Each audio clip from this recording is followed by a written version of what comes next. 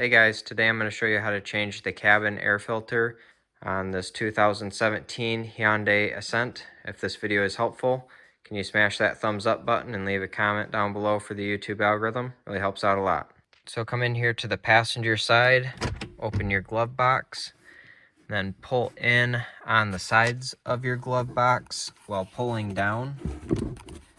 You'll be able to slide your glove box down like this. Our cabin air filter is right behind here. So we're going to pinch this tab and this tab over here. You can pull this cover right here out of the way. You can see our air filter in there is full of debris. So we are going to very carefully pull this out, being careful not to spill any of that debris down into the blower. So I will have a new filter linked down in the description below where you can get one on Amazon.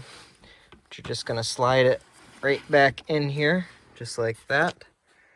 And then you will reinstall your front plate and put your glove box back up in the upright position.